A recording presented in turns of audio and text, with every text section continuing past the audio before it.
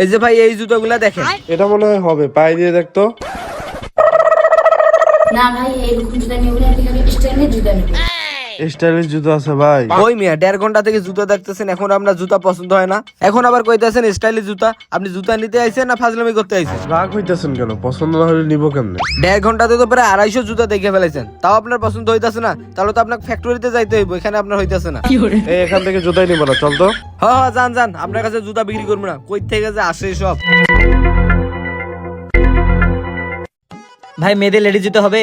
হ্যাঁ ভাই সব জুতাই হবে। আপনার কি জুতা লাগবে? লেডিস জুতা, এদিকে সবগুলো আপনি লেডিস জুতা দেখতে পারেন। কার জন্য নিবেন আপনি বলেন, আমি সাইজ দিতাছি। ভাই গার্লফ্রেন্ডের জন্য নিব। এখন গার্লফ্রেন্ডকে জুতাও কিনে দেওয়া লাগে? আপনি অত কথা বলেন কেন? আমি জুতা কিনতে এসেছি, আপনি জুতা দেখাবেন। এই জুতাটা পছন্দ হয়েছে কিন্তু এর সাইজ তো হবে না, এর হচ্ছে বড় জুতো লাগবে।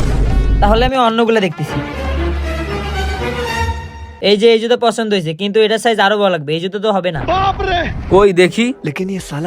এটাই তো সর্বোচ্চ সাইজ। আপনার গার্লফ্রেন্ড নাকি হাতি, যে এই সাইজটাও হবে না, এর থেকে বড় সাইজ আমার দোকানে নাই।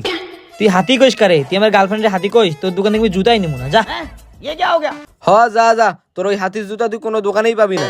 সকাল সকাল যে আজকে কার মুখ দেখে উঠছিলাম, সবগুলো আজকে ঘাট ধরা কাস্টমার আসতেছে।